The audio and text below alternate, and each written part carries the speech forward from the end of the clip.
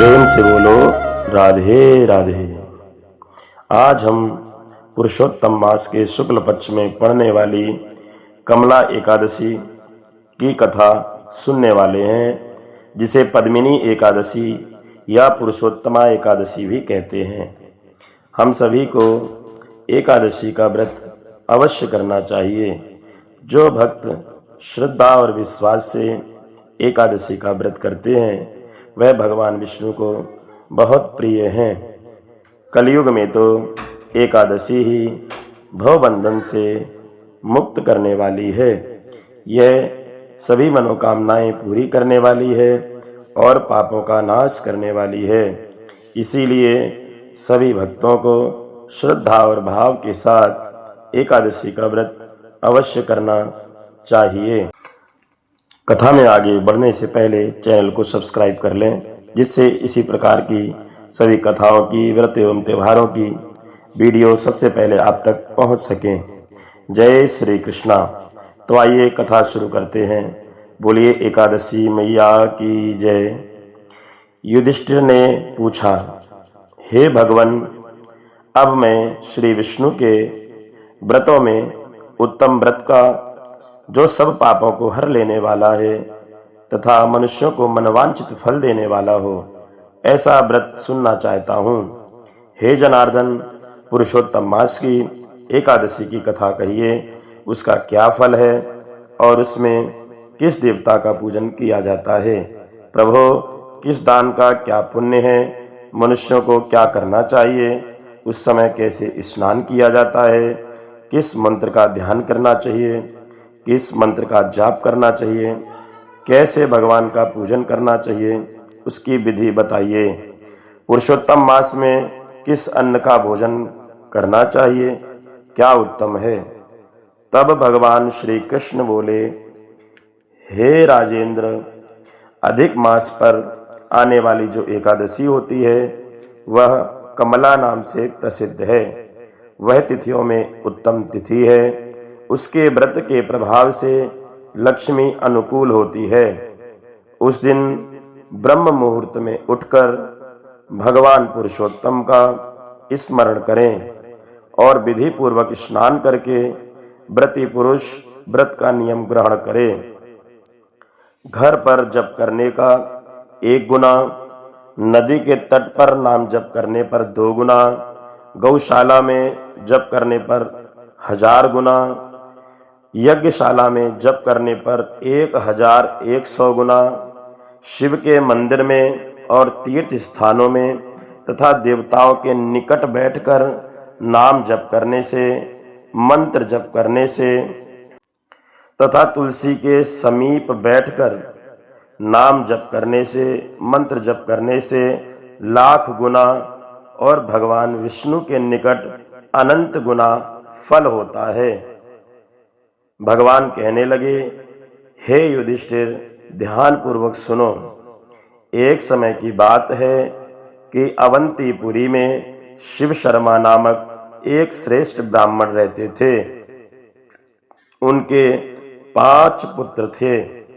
इनमें जो सबसे छोटा था वह पापाचारी हो गया, इसीलिए पिता और स्वजनों ने उसे त्याग दिया। अपने बुरे कर्मों के कारण निर्काशित होकर वह बहुत दूर घने वन को चला गया। देवयोग से एक दिन वह तीर्थराज प्रयाग में जा पहुंचा। भूख से दुर्बल शरीर और दीन मुख लिए उसने त्रिवेणी घाट पर संगम में स्नान किया। फिर भूख से पीड़ित होकर वह वहां मुनियों के आश्रम ढूंढने लगा। इतने में उसे वहां हरिमित्र नाम के मुनि का उत्तम आश्रम दिखाई दिया। पुरुषोत्तम मास में वहां बहुत से मनुष्य एकत्रित हुए थे। आश्रम पर पापनाशक कथा कहने वाले ब्राह्मणों के मुख से उसने श्रद्धा पूर्वक कमला एकादशी की महिमा सुनी, जो परम पुण्यमयी तथा भोग और मोक्ष प्रदान करने वाली है। जय शर्मा ने विधि पूर्वक कमला एकादशी की कथा सुनकर उन सब के साथ मुनि के आश्रम पर ही रहकर व्रत भी किया।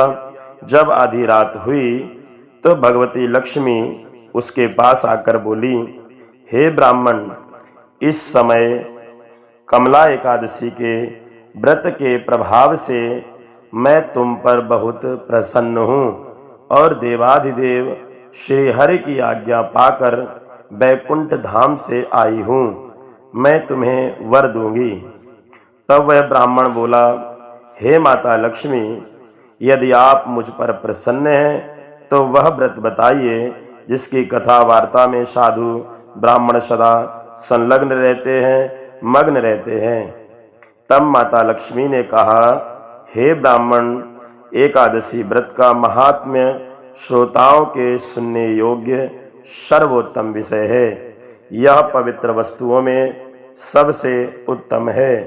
इससे दुख स्वप्न का नाश होता है, पुण्य की प्राप्ति होती है।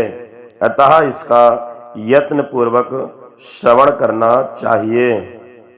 उत्तम पुरुष श्रद्धा से युक्त होकर एक या आधे श्लोक का पाठ करने से भी करोड़ों महापातकों से तत्काल मुक्त हो जाते हैं।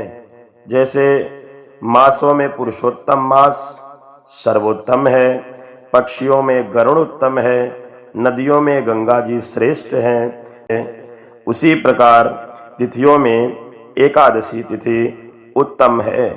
समस्त देवता आज भी भारतवर्ष में जन्म लेने की इच्छा रखते हैं। देवगण सदा ही रोग और शोक से रहित भगवान नारायण का पूजन करते हैं। जो लोग मेरे प्रभु भगवान श्री नारायण के नाम का सदा भक्ति पूर्वक जप करते हैं, उनकी ब्रह्मा आदि देवता भी सर्वदा पूजा करते हैं।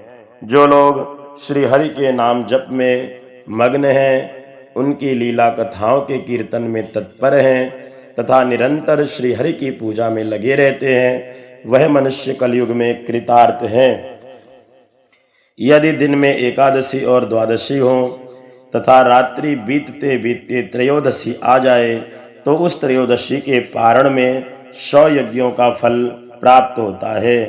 व्रत करने वाला पुरुष चक्र सुदर्शनधारी भगवान श्री विष्णु के समक्ष उनसे भक्ति भाव से प्रसन्नचित होकर प्रार्थना करे, हे कमल नयन भगवान, हे अच्युत, मैं एकादशी को निराहार रहकर दूसरे दिन भोजन करूंगा, आप मुझे अपनी शरण दें। ऐसा कहने वाला व्रत करने वाला मनुष्य मन और इंद्रियों को वश में करके गीत, नृत्य और पुराण आदि का पाठ करता हुआ रात्रि में भगवान के समक्ष जागरण करे। फिर द्वादशी के दिन उठकर स्नान के पश्चात जितेंद्रिय भाव से विधि पूर्वक श्री विष्णु की पूजा करें। एकादशी को पंचामृत से भगवान को स्नान कराकर द्वादशी को केवल दूध में स्नान कराने से श्री हरि का सायुज्य भाव प्राप्त होता है। पूजा करके भगवान से ऐसी प्रार्थना करें, हे केशव, मैं अज्ञान रूपी रतौंधी से अंधा हो गया हूँ। आप इस व्रत से प्रसन्न हो और प्रसन्न होकर मुझे ज्ञान दृष्टि प्रदान करें। इस प्रकार देवताओं के स्वामी भगवान श्रीमन नारायण से निवेदन करके भक्ति पूर्वक ब्राह्मणों को भोजन कराएं, उन्हें दक्षिणा दें। भगवान के शरणागत होकर श्रद्धा और भाव से स्वयं भोजन करें। इस प्रकार जो शुद्ध भाव से पुण्यमय एकादशी का व्रत करता है, वह जन्म और मरण के बंधन से मुक्त होकर श्री हरि के पावन बैकुंठ धाम को प्राप्त करता है। भगवान श्री कृष्ण कहते हैं, हे राजन, ऐसा कहकर लक्ष्मी देवी उस ब्राह्मण को वरदान देकर अंतर्ध्यान हो गईं। फिर वह ब्राह्मण भी धनी होकर पिता के घर पर आ गया। इस प्रकार जो कमला एकादशी का उत्तम व्रत करता है तथा एकादशी के दिन इसका महात्म्य सुनता है, वह सभी पापों से मुक्त हो जाता है। कलयुग में तो एकादशी ही भवबंधन से मुक्त करने वाली है। यह सभी मनोकामनाओं को पूरा करने वाली है तथा पापों का नाश करने वाली है। जो कलयुग में भक्ति पूर्वक शास्त्रीय विधि के अनुसार एकादशी का उत्तम व्रत करते हैं वह विष्णु रूप होते हैं, जन्म मरण से मुक्त होते हैं। एकादशी के समान सभी पापों को हरने वाला और मनुष्यों की मनोकामनाओं को पूरा करने वाला पवित्र कोई दूसरा व्रत नहीं है। जिस प्रकार एकादशी व्रत के प्रभाव से माता महालक्ष्मी ने जय शर्मा पर कृपा करी, उसकी सभी मनोकामनाएं पूर्ण हुई और वह धन और धान्य से परिपूर्ण होकर अपने पिता के साथ उनके घर पर रहने लगा। उसी प्रकार से माता महालक्ष्मी, माता एकादशी सभी भक्तों की सभी मनोकामनाएं पूरी करें। बोलिए एकादशी मैया की जय। वीडियो को छोड़ने से पहले कमेंट बॉक्स में एकादशी मैया की जय अवश्य लिखें। जय श्रीमन नारायण, जय श्री राधे।